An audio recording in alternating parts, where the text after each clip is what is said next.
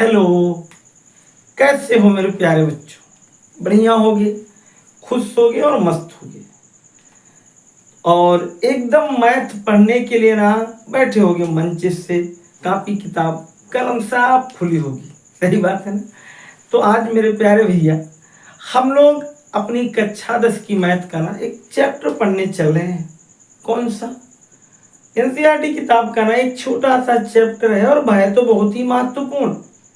इतना बढ़िया चैप्टर, उसका नाम है पृष्ठीय क्षेत्रफल और वॉल्यूम यानी आयतन। पृष्ठीय क्षेत्रफल और आयतन, सरफेस एरिया एंड वॉल्यूम। बात समझ में आई? तो इस चैप्टर को पढ़ने से पहले ना एक चीज मैं बताऊं, अगर इस चैप्टर को पढ़ने आए हो और एकदम मन बना ही चुके हो तो मैं एक और छोटी सी बात बताऊं। इसको पढ़ने के बाद ही चाहे या पहले ही एक इंट्रोडक्टिव पार्ट है, इसके पहले का वीडियो इसी चैप्टर का, उसको जरूर देख लेना, क्योंकि उसमें मैंने ना पूरे चैप्टर में आने वाले महत्वपूर्ण प्रश्नों को बताया है। तो लल्लू उसमें सारे फार्मूले हैं और बेटा उसमें फार्मूले के अलावा तुम्हें और सारे नियम बताए गए हैं, कैसे कैसे क्वेश्चन मिलेंगे तो क्या हम सॉल्व करेंगे। बात समझ में आई? तो चलो बिना देर किए ना हम अपने इस चैप्टर पर चलें और एकदम मन से। मैंने तुम्हें शुरुआत के दिनों में ही बताया ना कि शिकार लोग किसका करते हैं? छोटे जानवरों का। कभी शेर का शिकार नहीं होता, यानी बाज पर कोई हमले नहीं करता, वो आसमान को चीरता वो उड़ता। तुम लोग तो ऐसे बच्चे हो यार, और अभी मैथ के लिए तो एकदम सवाल पाते ही झपट्टा मारते हो। चलो हम लोग भी अपना कौन सा पहला एक क्वेश्चन देखें। लिखा है ना मैथ का पहला एक क्वेश्चन कि दो घन है। क्या है? दो घन जिनमें प्रत्येक का आयतन 64 सेमी क्यूब है, उनकी संलग्न फलकों को मिलाकर एक ठोस बनाया जाता है। दो कोई घन है जिनकी संलग्न फलकों को मिलाकर क्या किया, जिनका आयतन 64 सेमी क्यूब है, इनकी संलग्न फलकों को मिलाकर एक ठोस बनाया जाता है और जिसका इसमें प्राप्त या इससे प्राप्त घनाभ का पृष्ठीय क्षेत्रफल ज्ञात कीजिए। अरे वाह! जानते हो क्या कह रहा है? वो ये कह रहा है मेरे पास दो घन हैं। जरा सोचो, मेरे पास दो घन हैं। घन का मतलब कोई एक ऐसी आकृति जिसकी लंबाई, चौड़ाई और ऊंचाई बराबर। जैसे बेटा तुम लोग एक वो क्या क्यूब खेलते नहीं हो, ऐसे ऐसे सेट करते हो, लाल पीला नीला हरा करते हो ना, वही वाला वो क्यूब है। या लूडो में जो फेंकते हो भी उसकी चार सभी भुजाएं बराबर होती। ठीक वैसे ही मेरे पास ये एक आकृति है, ध्यान से देखना। ये तुम्हें एक आकृति रेड कलर में दिख रही है, एकदम मैं घन इसको बनाया हूँ। क्या बनाया हूँ? एकदम घन। घन का मतलब ये है ना कि उसकी प्रत्येक भुजा बेटा क्या है, चाहे वो लंबाई हो, चाहे वो चौड़ाई हो और चाहे वो ऊंचाई हो, सब एक दूसरे के बराबर है। ये मेरा एक घन ये है और इसकी भुजा अगर सभी बराबर है तो मैं इसकी माप करता हूं ये। और बेटा इसका आयतन जो दिया है वो 64 सेमी क्यूब दिया है। एक और घन है, एक ही से काम नहीं चलेगा, एक और घन है ये, और सेम ये देखो ये भी एक और घन है और इस घन का भी आयतन कितना है? सेम वैसे ही इसका भी आयतन घन में है तो सभी भुजाएं इसकी भी बराबर है, इसकी भी मैं मान लेता हूं। और इसका भी आयतन कितना है? 64 सेमी। बात समझ में आई बेटा? तो अगर मेरा ना अगर घन की भुजा क्या है, देखो घन का आयतन क्या है, पहली चीज तो तुम लिख देना घन का आयतन। घन का आयतन जो दिया गया है बेटा ना वो दिया गया है 64 सेमी क्यूब। कोई दिक्कत? और घन के आयतन का सूत्र होता है भुजा की घाते 3।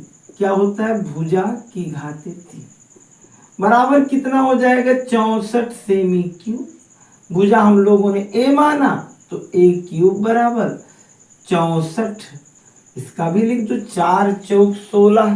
चौक 64, यानी इससे तुम लिख सकते हो 4 सेमी की घाते 3। क्या नहीं लिख सकते हो? अरे भाई 4 चौक 16, फिर चौक 64। अगर मैं इस दोनों क्यूब को उड़ा दूं यानी घन घन, तो यहाँ क्या हो जाएगा? a बराबर, या कुछ लोग बेटा ऐसा ना करके ना a बराबर लिख देते हैं 4 सेमी क्यूब की घाते 1/3, 3 कट जाएगा, उनका भी वही आ जाता है, जैसे जिसकी मर्जी। a बराबर मेरा क्या हो गया? 4 सेमी। देखो ये एक भुजा की माप हो गई, दोनों घन चाहे ये हो, उसकी भुजा की माप कितनी है? 4 सेमी। लेकिन अगर इन दोनों को तुम जोड़ दो, देखो एक ये मेरा घन है, ध्यान से देखो, देखो जब बेटा फिगर समझ में आ गया ना, तो तब तो तुम एक काम कर सकते हो, शोएब अख्तर की गेंद को भी छक्का मार सकते हो। लेकिन कब? जब तुम इनको बढ़िया से समझ लो। ये देखो लल्लू मेरे, ये एक घन था, ये पहला घन था। एक आदमी ने दूसरे वाले घन को भी इसी से अटैच कर दिया। ये देखो, उसने इस घन को भी इसी से अटैच कर दिया। बात समझ में?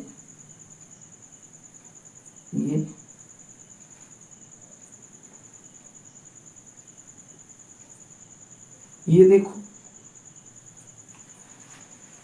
अब तुम्हारी असली जिंदगी में ना एक नई मोड़ आ गई। क्या? ये लंबाई ये हो गई पूरे ठोस की, अब कह रहा है घन की नहीं, पूरे ठोस की। ठोस तो बन गया घनाभ। आज भी उसकी चौड़ाई वही है, ए ही है, लंबाई वही है, ए ही है, लेकिन एक चीज बदल गया। ये बेटा 4 अगर ये है और 4 ये है, प्रत्येक भुजा 4 4 है, तो इसकी लंबाई क्या हो जाएगी? यल बराबर 8 सेमी। कोई दिक्कत?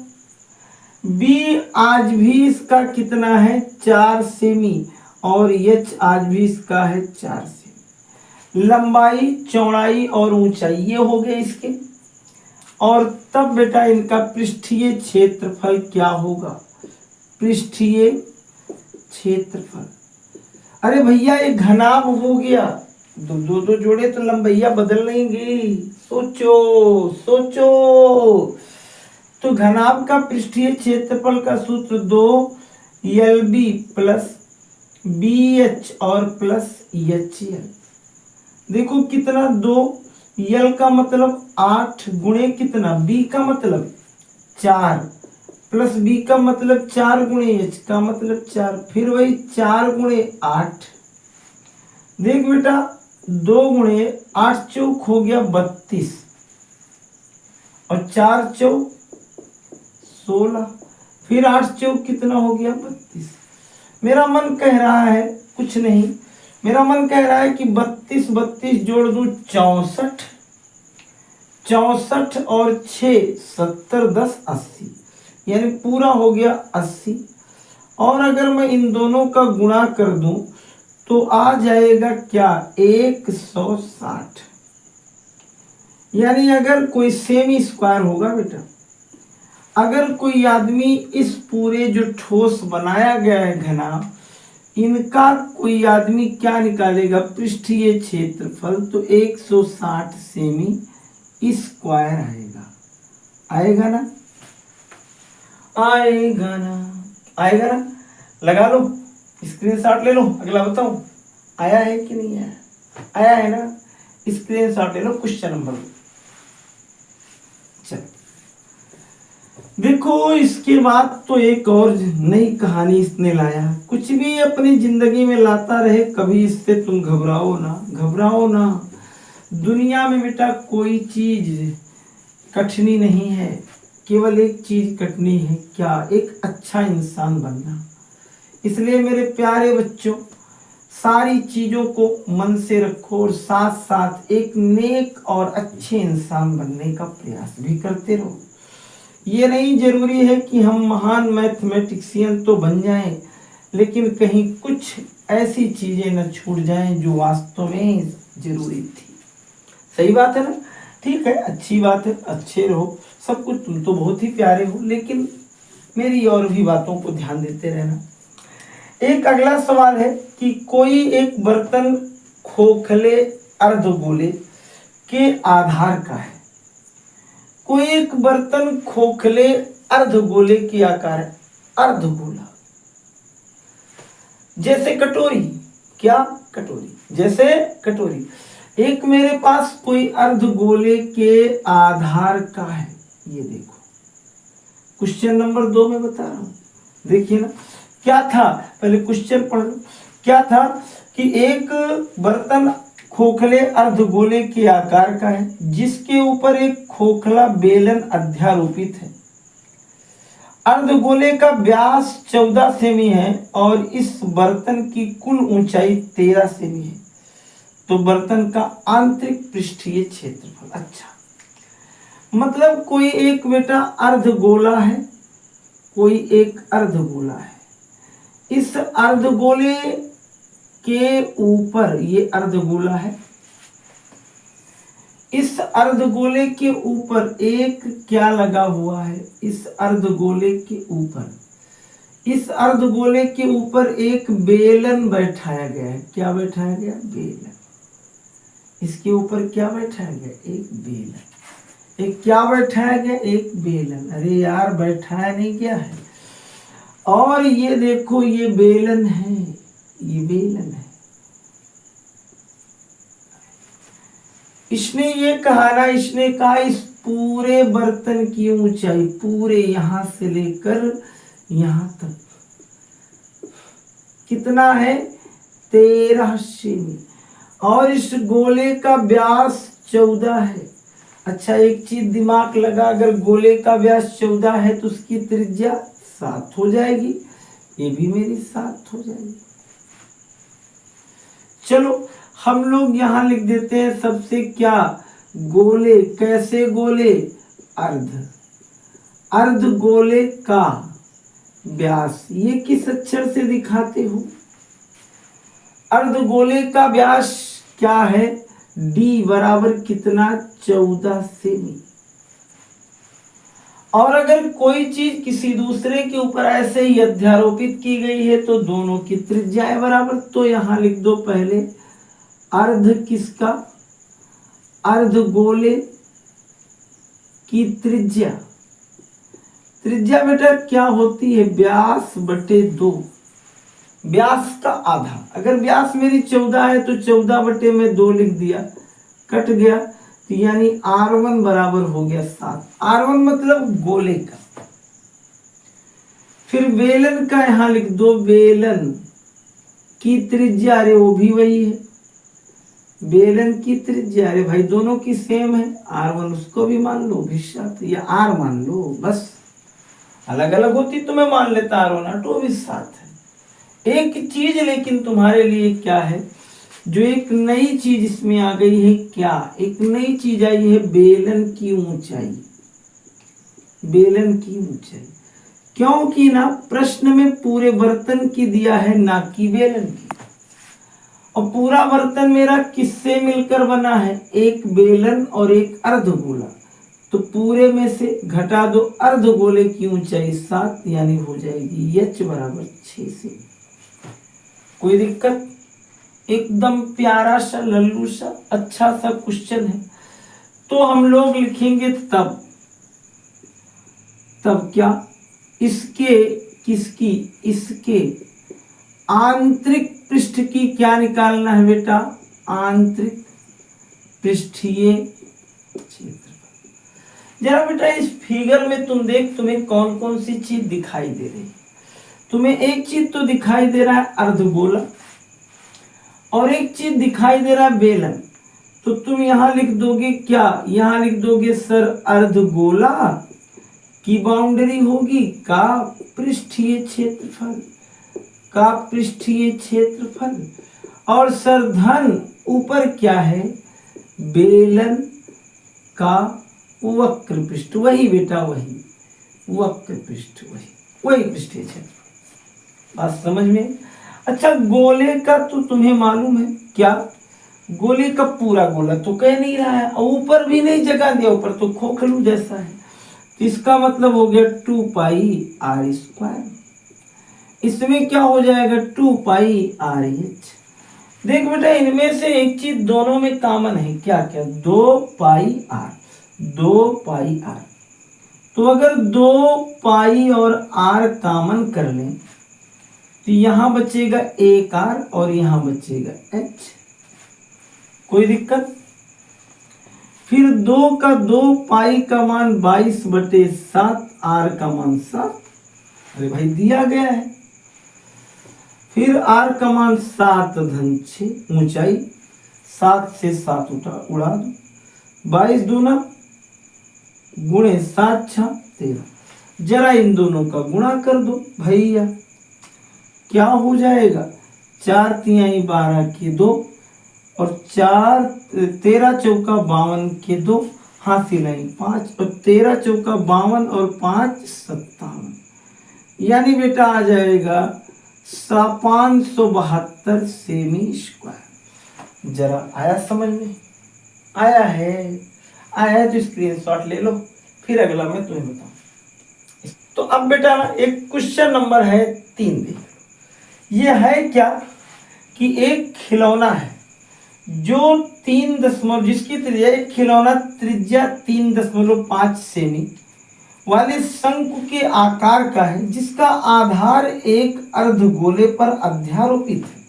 ओहो, अरे वो उड़ने वजह से एक तो खिलौना नहीं होता था, ऐसे ऊपर लगा तो गिरता नहीं था। अच्छा उसी तरीके से आ गया क्या, आगे एक शंकु यानी एक खिलौना 3.5 सेमी त्रिज्या वाले एक शंकु के आकार का है, जिसका आधार एक अर्धगोले पर अध्यारोपित है। यदि पूरे खिलौने की ऊंचाई यानी संपूर्ण खिलौने की ऊंचाई क्या है, इस खिलौने की संपूर्ण ऊंचाई 15.5 है, तो खिलौने का पृष्ठीय क्षेत्र। चलो भैया देखो, ये देखो एक कोई खिलौना है जो ऊपर से, तो बेटा ये ऊपर से वो भैया मेरे क्या है, ये क्या है सर, आइसक्रीम नहीं है बेटा, जोकर की टोपी है। और नीचे से वो कैसे है, जैसे तुम लोग हो, कैसे है, नीचे से वो है एक अर्धगोले जैसा, बढ़िया दिखाई दे रहा है, एकदम ललन टाप जैसा। ये बेटा उसकी ऊंचाई, चलो इस पूरे खिलौने की ऊंचाई जो है वो कितनी है, 15.5, और इसकी त्रिज्या जो है वो 3.5। अच्छा एक चीज दिमाग लगा, अगर इसकी त्रिज्या 3.5 है तो गोले की भी त्रिज्या 3.5 हो, सही बात। तो इसका मतलब हम लोग पहले एक चीज लिख दें, क्या क्या लिख दें, अर्ध गोले की त्रिज्या बराबर क्या, बराबर किसकी त्रिज्या, शंकु की त्रिज्या, और ये बराबर है 3.5, यानी आर बराबर कितना हो गया 3.5। लेकिन बेटा एक चीज इसमें है झमेला, पूरे आकृति को 15.5 किया है तो केवल शंकु पर विचार करो। अगर मैं घटा दूं तो शंकु की ऊंचाई क्या हो जाएगी, शंकु की ऊंचाई, अरे भैया गोलवा निकाल लो यार, शंकु की ऊंचाई ये देखो, ये 3.5 घटा लो, निकाल दो, तो यही तो बचेगा तुम्हारे पास। अरे भैया 15.5 में से ये घट जाएगा, कितना घट जाएगा, तो शंकु की ऊंचाई h बराबर क्या, 15.5 माइनस 3.5 यानी हो गया 12। आई बात समझ में, आइए ना। तो अब क्या करेंगे, लिखेंगे तब, ये तो शंकु की ऊंचाई हो गई मुझे, बट शंकु की ऊंचाई से कोई मतलब ही नहीं है, मुझे तो मतलब है उसकी किससे, तिर्यक ऊंचाई से। तब क्या, तिर्यक ऊंचाई, तिर्यक क्यों सर, क्योंकि तिर्यक ऊंचाई की ही तो जरूरत लगती है। यल बराबर होता है अंडर रूट क्या क्या, h square plus r square.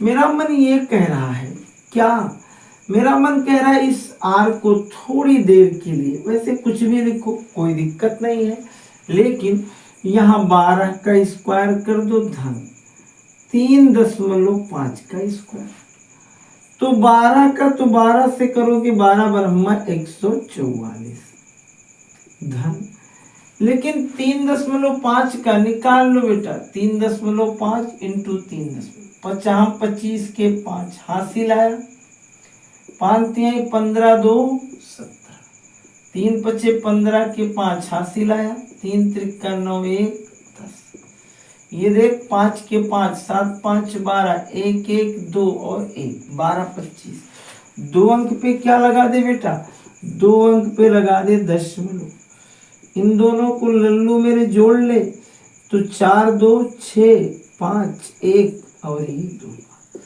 ये बन गया 15,625, कितना बना 15,625, और 15,625 किसका स्क्वायर रूट होता है, जल्दी बोलो, देखो 15,625 निकाल लो अगर ज्यादा दिक्कत हो, 15,625, एक जोड़ा दो जोड़ा एक एक कम एक कट गया, 56 उतार ले, 1 1 2, फिर यहाँ 2 उतार 22 22 दूना 44, फिर कितना उतारेगा, 6 में से 4 गया 2, 5 में से 4 गया 1 2 2 4 2, फिर किसका पढ़ना पड़ेगा 5 का, 50 25 5 चौक 20 2 22 5 2 10 2 12, कट गया ना, कितना हुआ 125, लेकिन एक डिजिट पर दशमलव 1 12.5, ये तो इसके किसका मान आया, यल का, तब निकालोगी क्या, तब क्षेत्रफल बराबर, तब पृष्ठीय क्या क्षेत्रफल, ये देखो क्या हो जाएगा, पहले अर्धगोले का लिख दो, अर्धगोले का मतलब 2 पाई आर, फिर शंकु का पाई आर यल, यहां देखो पाई आर कॉमन, यहां हो जाएगा 2 आर धन क्या यल, पाई का मतलब 22 बटे, आर का मतलब 3.5 को एक चीज और लिख सकते हो 7 बटे 2, वही तो होता है, 2 गुणे आर का मान वही 3.5 धन यल का मान जो भी है 12.5, 7 से 7 11 से यहाँ 3 2 5 यानी क्या हो गया 7 धन 12.5, जोड़ दो 12 7 19.5, 11 पचे 55 के 5 हासिल आया 5, 11 9 99 और 5 104 के 4 हासिल आया 10, 11 एकम 11 और 10 कितना 21, तो 214.5 आ जाएगा। आई बात समझ में, जरा इस क्वेश्चन पर भी क्या कर लो, स्क्रीनशॉट ले लो आगे फिर बताऊंगा। चलो बस इतना ही, इसके बाद ना अगला एक क्वेश्चन स्क्रीनशॉट ले लो, उसके बाद बताओ। देखो बेटा इसके बाद के जो भी क्वेश्चन है उसे हम लोग अगले पार्ट में समझेंगे। समझ में आई? धन्यवाद। और एक चीज, अगर अभी तक वास्तव में चैनल बढ़िया लगा हो, समझ में आता हो, तुम इस गुरु को जरूर से जरूर सब्सक्राइब करो, अपने मित्रों को भी शेयर करो। धन्यवाद।